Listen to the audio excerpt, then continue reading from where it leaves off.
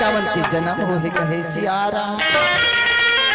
छोटे छोटे लइका मन ला देख के मन माने खुश हो गए है मंत्री मन के खुशी ला देख के सत्य के तू राजा मन में विचार करे कथे हे भगवान जे दिन ले लइका मन के जन्म मोर घर में हो है मोर मन का गदगद है मोर घर स्वर्ग जैसे लगथे जब का खुशी मोला है मोर से दुगुना खुशी मोर मंत्री मन ला है। ऐसे सोच के सत्य के तू राजा कथे मंत्री हो तुम्हार खुशी ला देख के मोला लगथे भाई लइका मन ला पाए के तुहर विचार हो ही का ले भाई तहु मन लइका मन ला पा के खिला दे कहे सियाराम।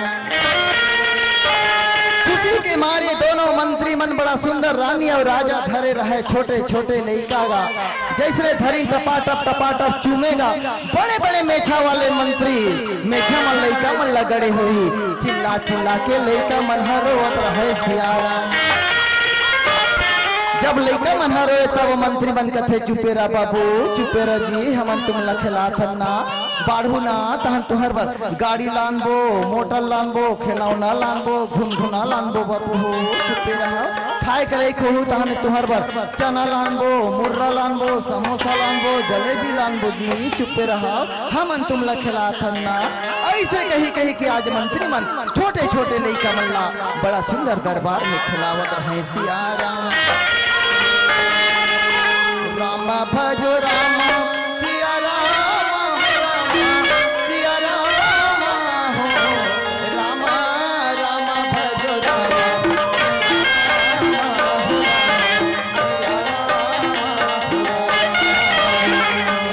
भजो रामा सिया रामा सिया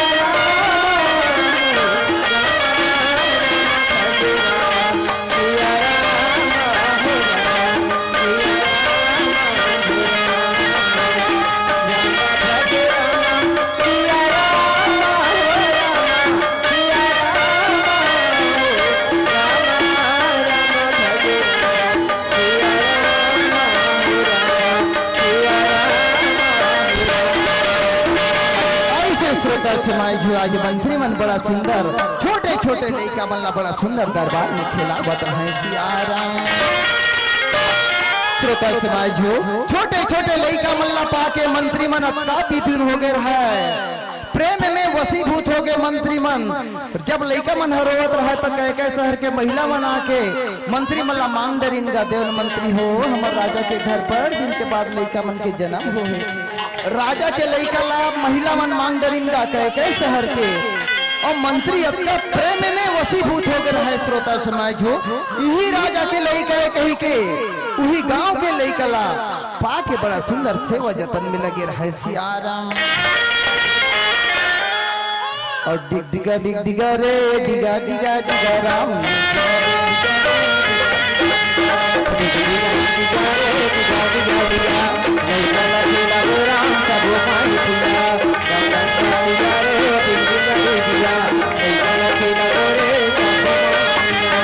ऐसे श्रोता समाज हो बड़ा सुंदर छोटे छोटे लइका मल्ला मंत्री मन खेलावत रहे सियाराम। काफी देर हो गएगा लइका मन खिलावत रहे मंत्री मन लइका मन चुपचाप नहीं हो भाई मन माने खिलाए लइका मन तबो ले लइका मन माने रोए। श्रोता समाज हो तब मंत्री मन कथे मन भूखा के हो ही भाई ये मल्ला रानी राजा ला देना पड़ी। ऐसे सोच के दोनों मंत्री मन छोटे छोटे लइका मन ला ले जाके रानी और राजा ला सुंदर के मल्ला के सियाराम। तब जैसे जाते माँ बाप के कोरा में जाते लइका मन चुपचाप हो गएगा। तब मंत्री मन कथे ले देखे कक्का देर तक हमन खिलावत रहे लइका मन ला मन माने चिल्ला चिल्ला के रोवत रहे अपन माँ बाप के कोरा में गिन तहन कैसे चुपचाप हो गए एकदम हरामी छे भाई नाने चरान है कम नहीं है मन। ऐसे आज छोटे छोटे लइका मन ला बोल के अपन भावना व्यक्त करते सियाराम। सत्य के तू राजा कथे मंत्री हो ये मल्ला तुमन छोटे लइका मत जानो छोटे लइका भगवान के रूप होते अपन अपन माता पिता ला पहचान थे कहे सियाराम। तब सत्यकेतु राजा कथे मंत्री हो, आज बड़ा खुशी के दिन है। तुम अनेक काम करो, जाओ कह शहर के सब जनता मल्ला निमंत्रण दे दो। आज लइका मन के छठी के कार्यक्रम रखे गए है। आज लइका मन के नामकरण संस्कार है, जन्मोत्सव मनाना है। जाओ तुम निमंत्रण दे दो कह शहर के सब जनता मल्ला, और जाते निमंत्रण दे करके पंडित जी आदर सम्मान के साथ तुमन बुला के ले हो कहे सियाराम। राजा की आज्ञा मान के मंत्री मन दौड़े दौड़े जाते कह शहर के पारा मोहल्ला में जाके चिल्लाते कथे सुनो सुनो सुनो, हमार राजा के घर में छोटे छोटे लइका मन के जन्म हो है। वही लइका मन की आज छठी के कार्यक्रम रखे गए। सब के सब राजा के दरबार में हाजिर हो जाओ कहे सियाराम। ऐसे निमंत्रण दे करके पंडित जी के महल डहर मंत्री मन जावन लागे सियाराम।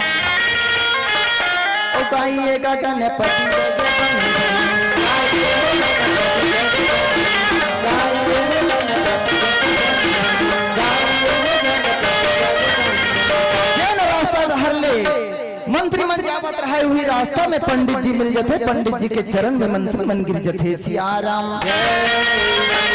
तब पंडित जी कथे मंत्री हो, आज मन माने खुश हो के तुम मन रास्ता रास्ता कहाँ जात हो, का बात है बताओ कहे सियाराम। मंत्री मन कथे महाराज हमन आपेच के पास जावत रहेन भाई, राजा महाराज आपला आमंत्रित करे है, आपे के पास जावत रहेन हम। अच्छा हो गया आप हमारा रास्ता में मिल गए, चलो आप हमार राजा महाराज बुलावत है कहे सियाराम। चलो चलो महाराज राजा भोला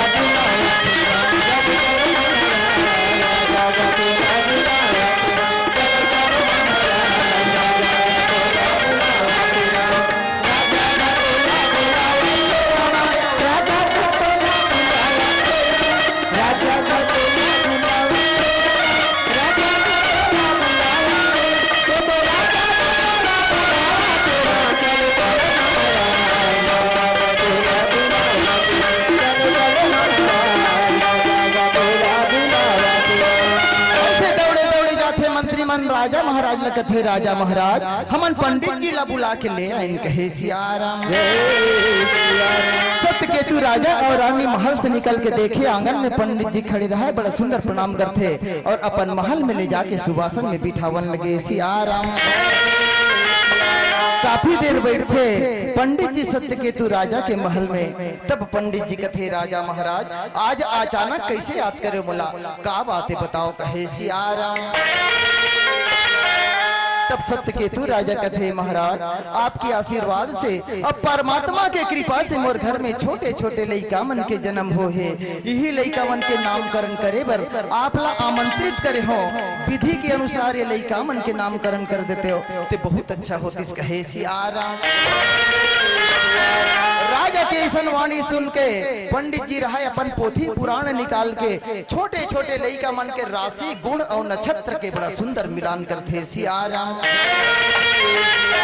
राशि गुण नक्षत्र मिलान करके पंडित जी रहे तवन सत्यकेतु राजा लगथे राजा महाराज आपके बड़े पुत्र बड़ा ही तेजस्वी प्रतापी हुई, एक नाम प्रताप भानु रही कहे सियाराम। तब पंडित जी रहे राजा के छोटे पुत्र के राशि गुण और नक्षत्र मिलान करके कथे राजा महाराज आपके छोटे पुत्र बड़ा ही बुद्धिवान गुणवान चरित्रवान रही, एक नाम अरिमर्दन रही कहे सियाराम। ऐसे श्रोता समाजू पंडित जी रहे सत्यकेतु राजा के बड़े पुत्र के नाम प्रताप भानु और छोटे पुत्र के नाम अरिमर्दन रख दी सियाराम। प्रताप भानु और अरिमर्दन नाम सुन के रानी और राजा काफी आनंदित हो जाते।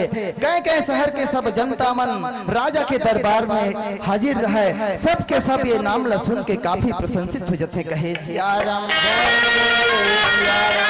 तब पंडित जी कथे राजा महाराज अब तो आपके दोनों लइका मन के में नामकरण कर दे रहे हो, अब मोला आप विदा करो, मोला कहीं और जगह जाना है कहे सियाराम।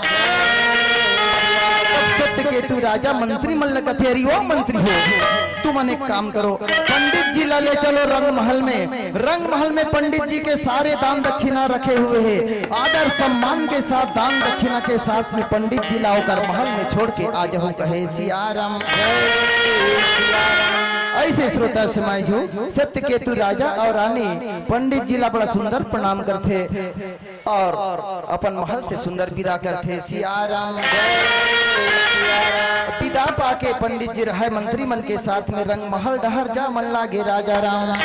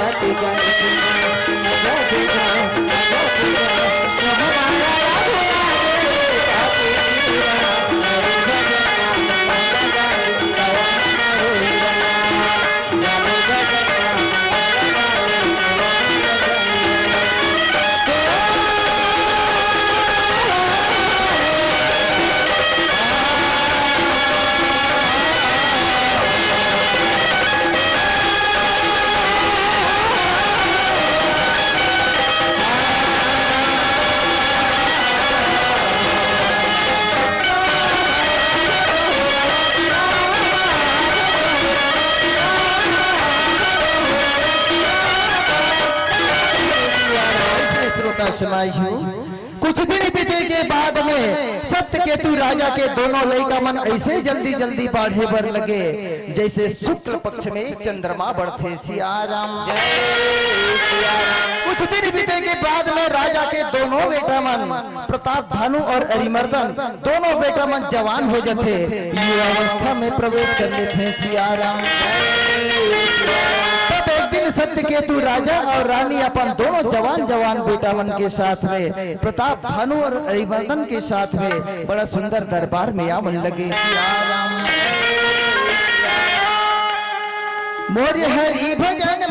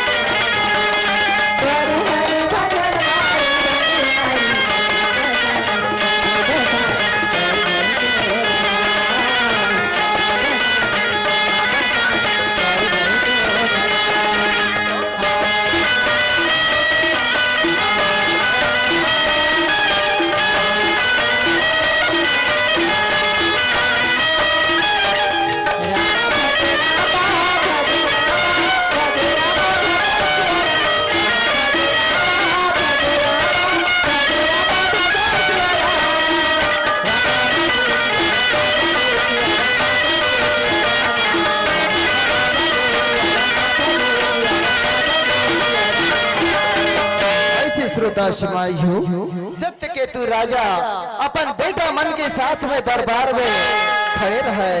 अपन सामने में अपन जवान बेटा मन ला देख के सत्य केतु राजा अपन मन में विचार करे, कथे हे भगवान अब तो मोर उम्र काफी ढल गए, अब मैं राज सिंहासन में बैठे के लायक नहीं रह गया। अब तो मोर दोनों बेटा मन जवान हो गए, राज सिंहासन ला संभाले के लायक हो गए। अब राज सिंहासन ला प्रताप भानु ला बोला सौंप देना चाहिए और निश्चिंत होके बोला भगवान के भजन में लग जाना चाहिए।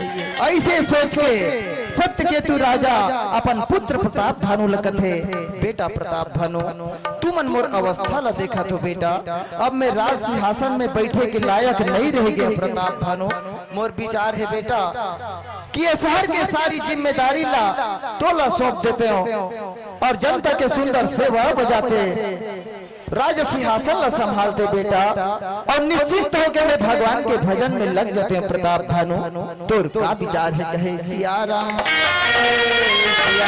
प्रताप भानु कथे पिताजी अगर आपके विचार है तुम्हें जनता के सेवा और राज सिंहासन ला संभाले बर तैयार हो कहे सियाराम। प्रताप भानु कैसन वाणी ले सुन के सत्य केतु राजा अपन मंत्री मल्ला आदेश देते अरे वो मंत्री हो तुम एक काम करो तुम कह के शहर जाओ सब जनता मल्ला जाके बता दो कि आज प्रताप भानु ला राज सिंहासन में बिठाना है। प्रताप भानु ला आज राज सिंहासन ला सौंपना है। ये शहर के प्रताप भानु ला आज राजा बनाना है। जाओ जनता मल्ला बता दो सब के सब दरबार में हाजिर हो जाए। सब जनता के बीच में प्रताप भानु ला आज राजा बनाए जही कहे सियाराम। ऐसे राजा की आज्ञा मांग के मंत्री मन दौड़े दौड़े जाते कथे सुनो सुनो सुनो हमारे राजा महाराज के आदेश है हमारे शहर में राजा के बड़े पुत्र प्रताप भानु ला राजा बनाना है। राज सिंहासन में बिठाना है।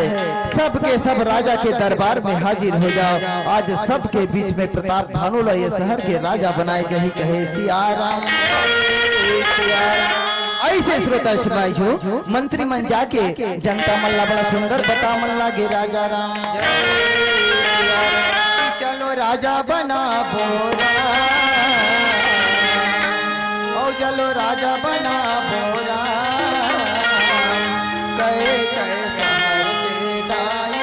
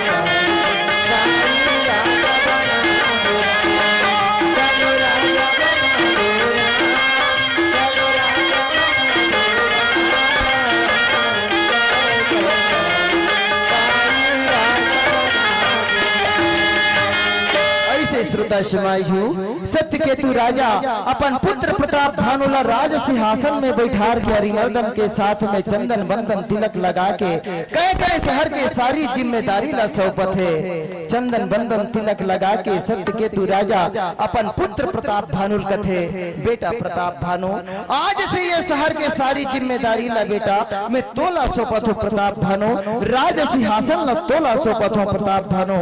देख बेटा जनता के सुंदर सेवा बजावे राज सिंहासन के फर्ज ला निभावे बेटा और जनता के सुंदर सेवा ला बजावे अपन पिता के वाणी ला ध्यान में रखबे। अब मैं भगवान के भजन करे बर जंगल जावत हो कहे सियाराम।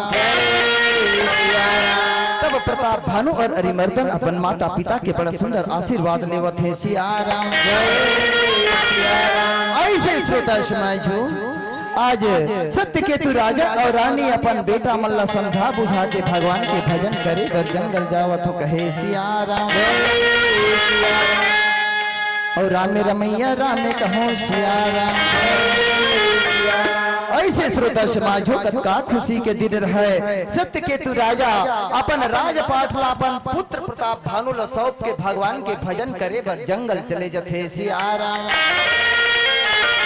और जैसे राजा प्रताप भानु कह के शहर के राजा बनते श्रोता समाज जगह जगह प्रताप भानु के आदर सत्कार करे कह के शहरवासी बन काबर राजा प्रताप भानु बचपन से ही अक्का बुद्धिवान रहे अक्का बलवान रहे एकर बल पाके धरती कांपे बर लगे।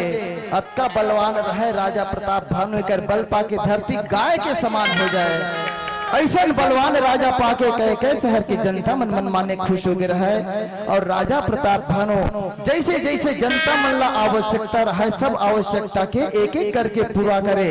ऐसे करते करते बड़ा सुंदर सेवा बजावत थे। जनता मन पर कुआं बनवा देते, तालाब खुदवा देते, बाग बगीचा बनवा देते, देवी देवता मन पर मंदिर मस्जिद बनवा देते श्रोता समाज हो।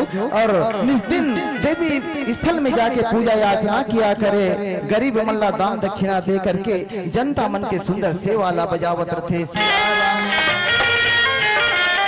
जब का भी शास्त्र में यज्ञ बता रहा है सब यज्ञ ला प्रताप भानु एक करके पूरा करे।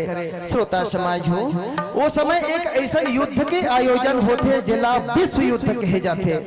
विश्व युद्ध ला एकर से रखे गए है कि संसार में जितना भी राजा महाराजा है सब राजा महाराजा के बीच में एक युद्ध के आयोजन हो और जैन भी राजा वो विश्व युद्ध में विजय हासिल कर ही वही राजा पूरा ब्रह्मांड के राज्य चलही। ऐसे एक विश्व युद्ध के आयोजन हो रहा है। तब राजा प्रताप भानु अपन असंख्य सेना के साथ में विश्व युद्ध में सम्मिलित हुए पर रण स्थल जाते और वही विश्व युद्ध में सम्मिलित हुए पर देश विदेश के एक से एक राजा महाराजा मन अपन किस्मत आजमाए पर रण स्थल में आते कहे सिया राम। और चलो हरि भजन गुण गालो रे चला तर जाही।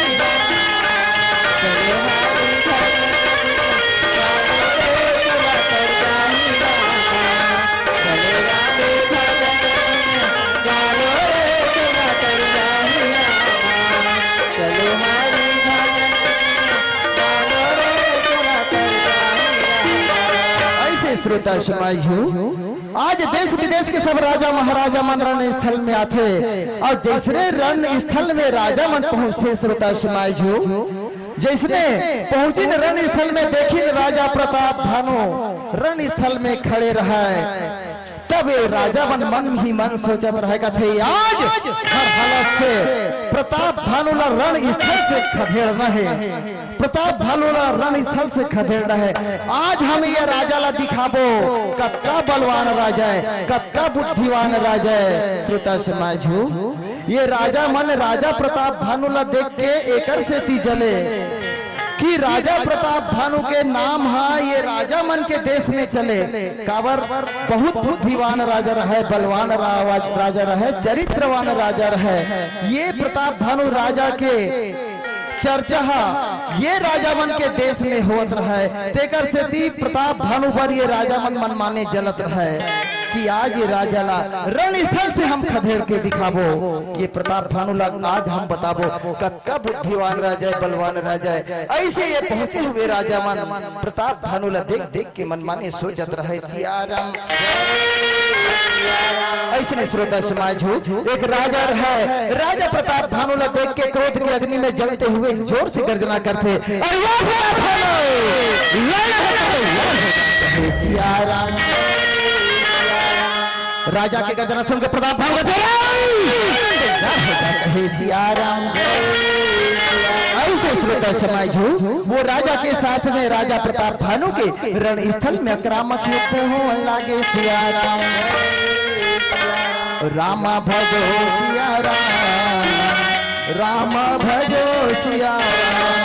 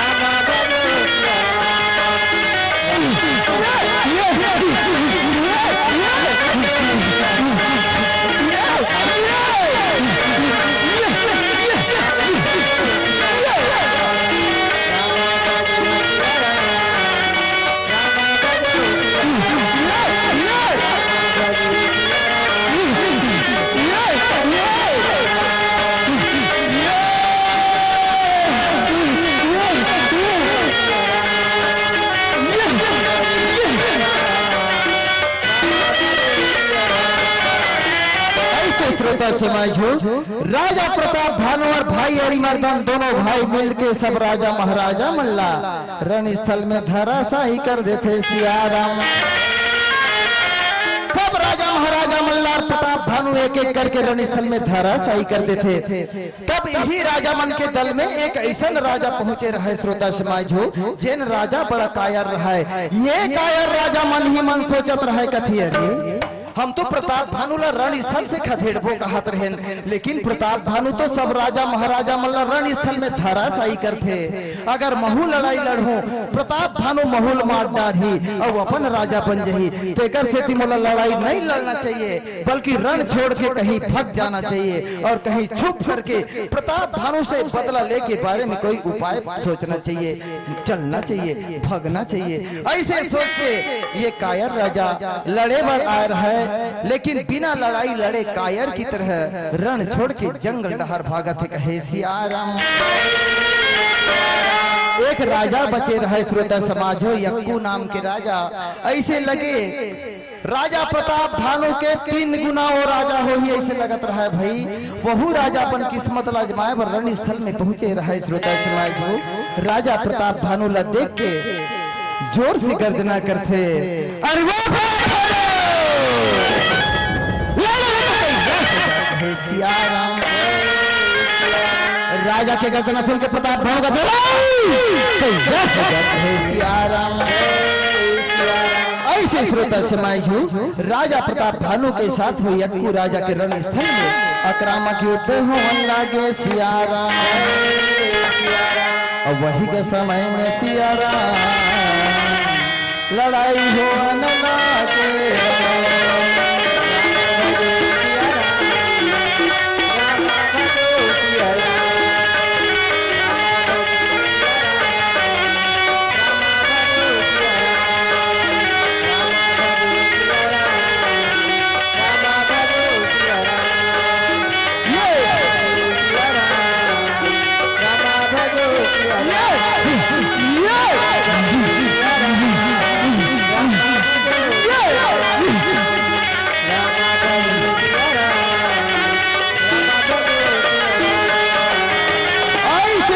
समाज हो, राजा प्रताप भानु के सामने कोई राजा मन के नहीं चले। सब राजा महाराजा मल्ला रणस्थल में धराशाही कर देते सियाराम। तब वो राजा रण छोड़ के जंगल डहर भागत रहे। आधा रास्ता में जाके कथे अरे मैं तो प्रताप भानु से बदला ले हूं, कहीं के रण छोड़ के आए हो, लेकिन कैसे ढंग के बदला ले हो, काकर पास में जाऊं, कौन मोला उपाय बताही। जब तक प्रताप भानु से मैं बदला नहीं ले हूं तब तक मोर छाती ठंडा नहीं होए, पर जाऊं ते जाऊं काकर पास, कौन मोला उपाय बताही। प्रताप भानु से बदला लेना